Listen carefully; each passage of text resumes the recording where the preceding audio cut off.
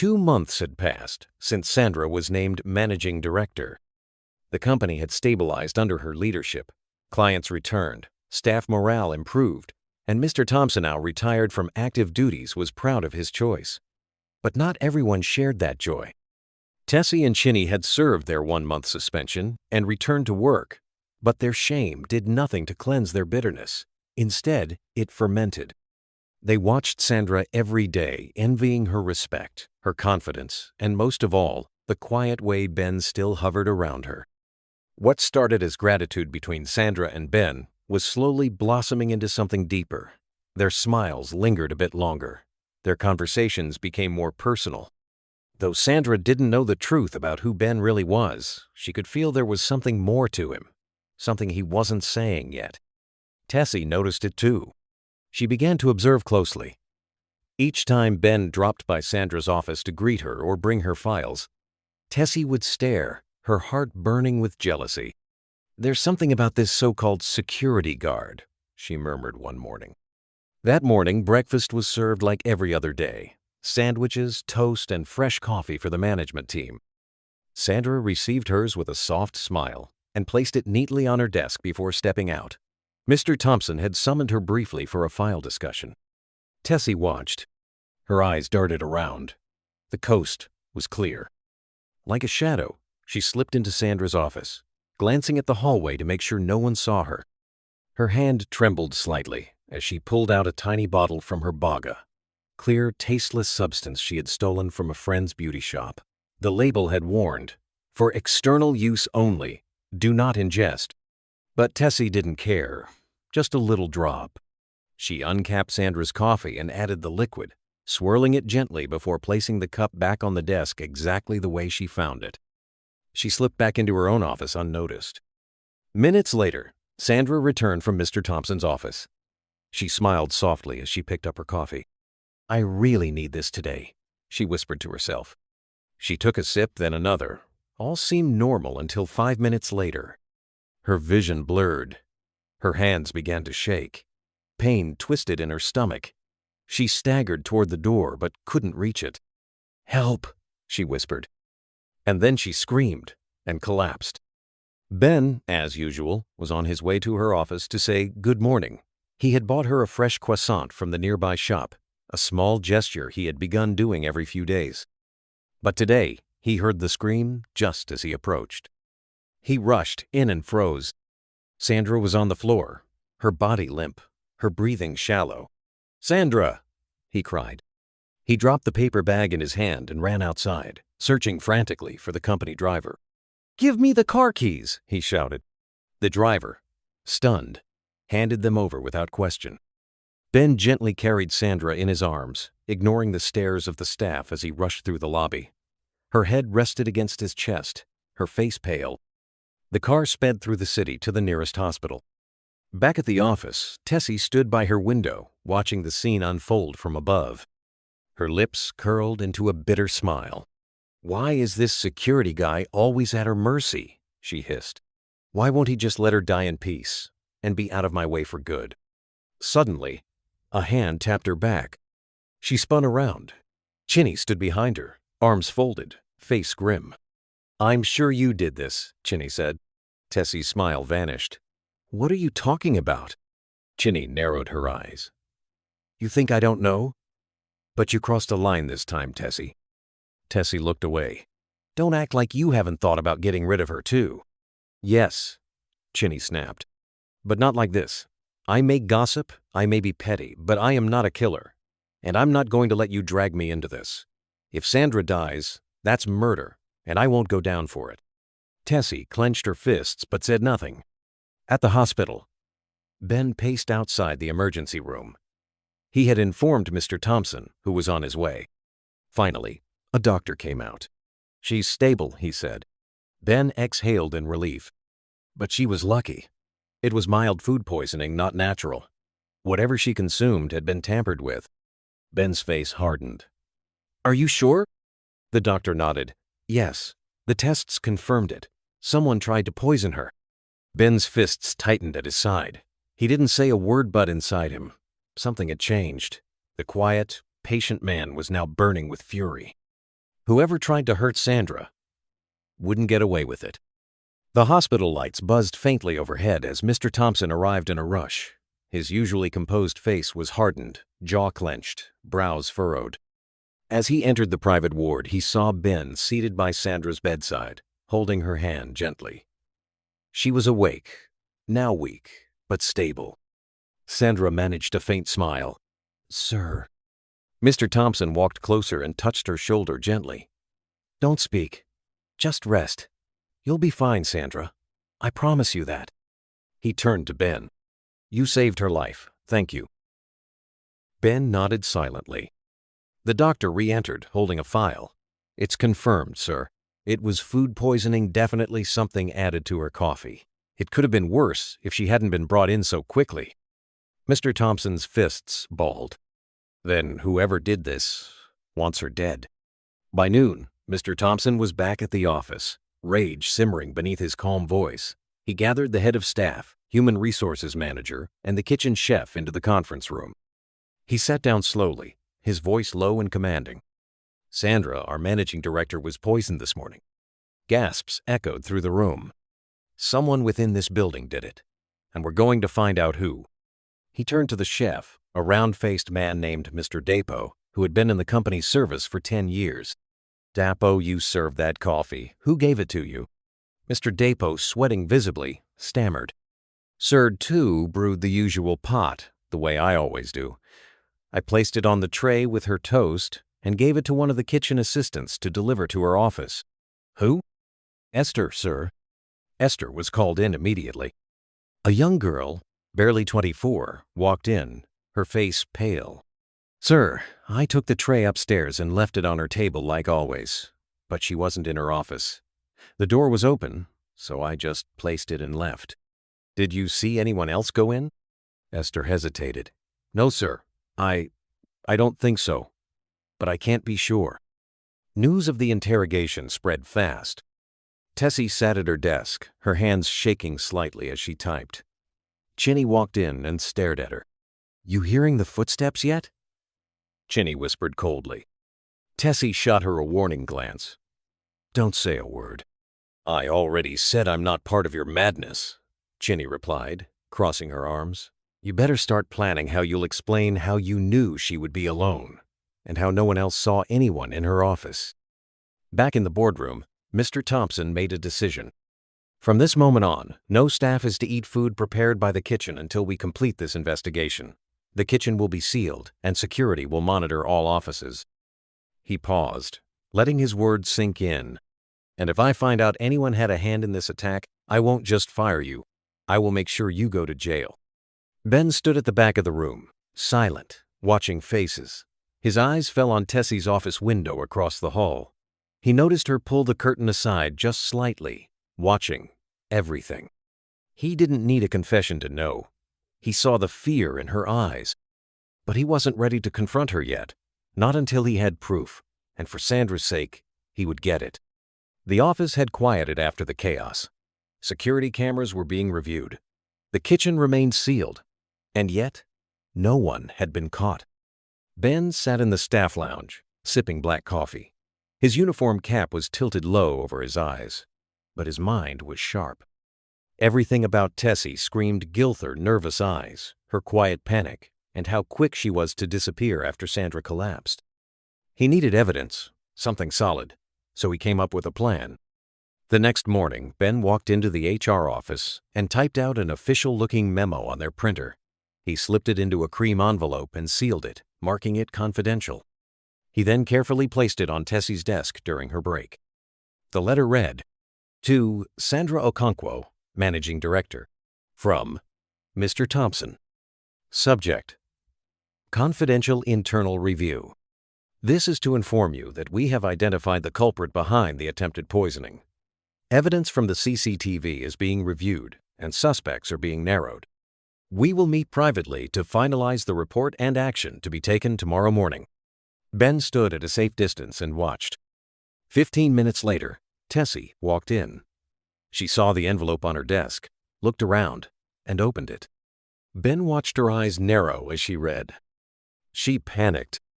She didn't know it was a fake. And it was bait. Later that day, Ginny entered the office and found Tessie pacing like a caged animal. "Tessie, you're scaring me. What's wrong?" "They know. They have footage. Thompson is having a meeting with Sandra tomorrow. I'm finished." Ginny rolled her eyes. "I warned you. You're always taking things too far." "I need that footage. I don't care how I get it." "What are you planning to do?" "I'm going into the security room tonight." Ginny gasped. "Tessie, you'll be caught." "No. I'll go in during the generator switch. There's a 5-minute window when the cameras go off. I'll wipe it. If I go down, you're going down too." Ginny clenched her jaw. "You're dragging me into hell." What Tessie didn't know was there were no real security gaps anymore. Ben had ensured that the power system ran on a backup inverter during transitions. He informed the head of security anonymously to watch the footage after 8 p.m. At exactly 8:17 p.m., Tessie snuck into the building, dressed in black. Ginny waited nervously near the back stairs. Tessie used a fake staff ID she had copied from one of the IT boys and unlocked the security office. She didn't notice the tiny red LED blinking in the Cornera new hidden camera Ben had installed. She was caught in full view, typing, clicking, deleting files, and nervously whispering to herself. It was over. Mr. Thompson sat in his office. Ben walked in, no longer in uniform, but in a crisp shirt and jeans. He placed a flash drive on the table.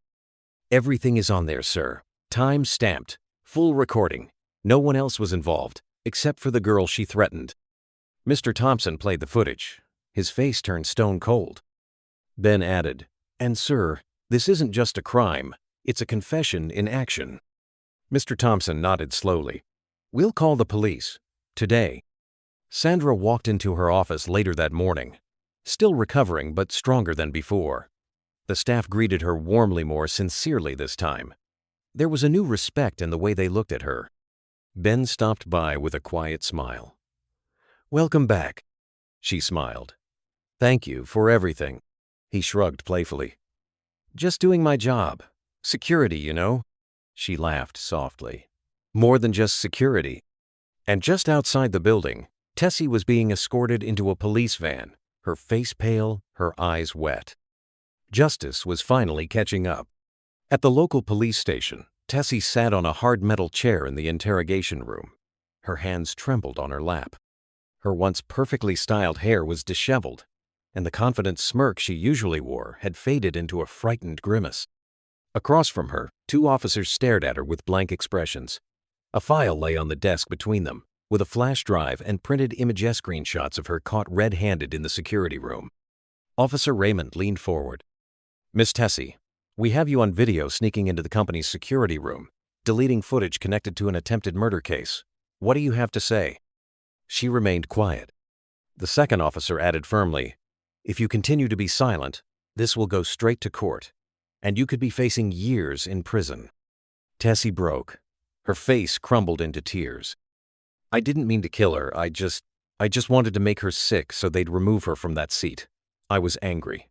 I worked for years in that company, and then she just rose to the top. Everyone praised her like a saint. I couldn't take it." The officers exchanged glances. Raymond asked coldly, "And Chinny? Did she know?"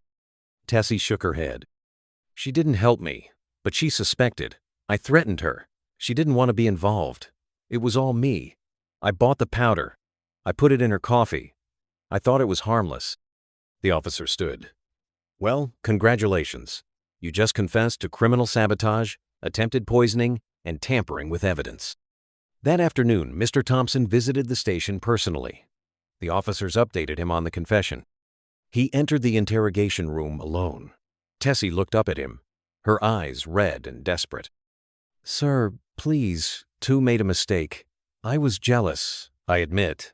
But please don't ruin my life. I've worked hard for years. I'm sorry." Mr. Thompson stared at her coldly, his voice controlled. "Tessie, you didn't just break a company rule. You attempted to destroy a life. Sandra earned her place with hard work and dignity. You tried to take it away with lies, bitterness, and poison." He took a deep breath. "As of today, you are terminated permanently from Thompson Tech Firm. Your name will be blacklisted across every partner firm and corporate network in this city. If anyone asks for a reference, they will get the full report. Your career here is over." Tessie began to cry bitterly. "Please, sir, mercy." He turned to leave. Mercy is for the innocent. You had a choice, and you chose evil. News spread quickly across the company. Staff whispered in shock and relief. Some pitied Tessie's fall. Others believed it was justice. Chinny, though visibly shaken, was spared but received a final warning letter and was transferred to another branch with demotion. Ben and Sandra watched the aftermath unfold from a quiet corner of the parking lot. Sandra leaned against the wall, arms crossed, thoughtful. "She could have just minded her business," Sandra said softly.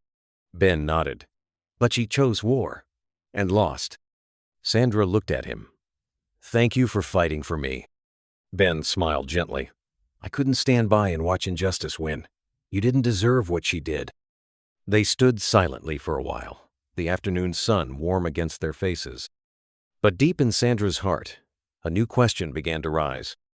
Who exactly is this security guard that risked everything for me? And Ben knew his secret wouldn't stay hidden much longer. It had been 3 weeks since Tessie was sacked, and the storm had passed. The company returned to as normal as it could be after such a scandal. Sandra worked diligently, as she always had. But something had changed in her heart. Her mornings now weren't complete unless she saw Ben. He didn't report directly to her. In fact, he always kept his distance, never stepping beyond the boundaries of his assigned duties. But still, he always seemed to be there holding the elevator just in time, bringing her a forgotten file from her car, quietly watching the gate when her driver was late. It was the little things. And each time she caught his gaze, something inside her flickered. Strong, quiet, kind. One evening, Sandra worked late alone in her office. The building was almost empty. Outside, rain poured heavily, thunder growling in the distance. She looked out of her glass window. Ben was still at his post near the gate, even in the rain, standing firm in his security raincoat. She couldn't take it anymore. She walked downstairs with an umbrella and approached him. "Ben, you're soaking wet. You can come wait inside the reception for the rain to stop." He smiled politely. "I appreciate that, Ma, but I'll stay. It's my post." "You always say that," she said with a small smile. "Don't you ever get tired?" He shrugged. "I do, but I enjoy the peace." There was a silence. Just the sound of rain on rooftops. Then, softly, Sandra said, "I'm glad you were there that day, Ben. Not just because you saved me, but because you believed in me when everyone else didn't." Ben looked at her for a long moment. "I believed in your character, Ma. I still do." Her eyes didn't leave his. "Please, call me Sandra. Just Sandra." He nodded slowly. "All right, Sandra." And that was the beginning. Over the next few weeks, Sandra found herself looking forward to small interactions with Ben. She would bring him lunch when she ordered out. Sometimes he'd hand her a pack of roasted groundnuts during breaks. Nothing expensive, just thoughtful. One day, they sat under the tree near the staff canteen during lunch. "Tell me something about you," she asked. "Your dream. What do you really want in life?" Ben chuckled. "That's a dangerous question." She laughed. "Try me." He looked at her, then away. "I want peace. A woman who truly sees me, not for what I have, but for who I am." She smiled gently. "That's not too much to ask." "It is, actually," he said. "People fall in love with positions, not people." Her smile faded slightly. "Well, I'm not most people." He looked at her, his eyes soft but unreadable. "No, you're not." That evening, Sandra went home and sat by her window. She thought of his eyes, his words, his quiet strength. She'd known men with suits and luxury cars, but none had made her feel this kind of peace, this safety, this honesty. She realized something: she was falling in love. Not with a security man, not with a doctor, but with Ben, whoever he really was. The sun was barely out when Sandra received a message from Mr. Thompson's personal assistant. He wasn't feeling strong and had asked that she bring him a particular company file from her officer report she had finalized the previous day. But there was more. He also said you should come with the security guy, Ben, the assistant added. Sandra found the request a little unusual, but she didn't think too deeply about it. She respected Mr. Thompson a lot, and if he needed help, she would be there. Ben, standing nearby, quietly nodded when she asked if he could go with her. Within 30 minutes, the company driver picked them up and drove them to Mr. Thompson's private mansion. The big surprise. As Sandra and Ben stepped into the parlor, her mouth dropped open. The entire room was beautifully decorated. Soft white and gold balloons floated near the ceiling. Roses lined the corners of the walls, and across the large dining wall was a handwritten message in glittering gold. "Will you marry me, Sandra?" Her heart froze. She blinked rapidly. What's happening?" she whispered, still unsure if her eyes were playing tricks on her. Still holding the file tightly, she walked over to Mr. Thompson, who sat smiling gently on the living room couch. She handed over the file. "Here is the report, sir," she said softly, still visibly confused and uneasy. She turned to head out when she heard a soft shuffling behind her. She turned slowly. Ben was on one knee. He had removed his security cap. His expression was serious but full of love. His voice was low and sincere. "Sandra, please be my wife." Sandra gasped. She turned quickly to Mr. Thompson for clarity, her eyes wide, her heart racing. "Sir, what's going on?" she asked, trembling. "Ben? Mary? I don't understand." Mr. Thompson stood up and walked gently toward her. "Sandra," he said kindly, "this is my son Ben Thompson. He's not just a security man, he's a medical doctor. But I needed to know if there was a woman in my company who could love him for who he truly is, not for money or position. And you, Sandra, you passed the test. You chose kindness, not power. Sincerity, not gossip. That's the woman I want for my son. Please, say yes." Suddenly, Sandra's legs buckled. She fainted. A few minutes later, Sandra was revived gently by the maid, her head supported with a pillow. As she sat up slowly, her eyes adjusted and she saw Ben again, still kneeling before her, now holding out a sparkling diamond ring. He took her hand. "You saw me in my lowest form, Sandra. You never judged me. You liked me as Ben the security guy. And I want to spend the rest of my life proving that your love wasn't in vain." Everyone was quiet. Sandra stared at him, eyes now filled with tears. She stood slowly, and then she smiled. A warm, grateful, deeply emotional smile. She pulled Ben up and hugged him tightly. "Yes, I will marry you, over and over again, Ben." The room erupted in claps and cheers.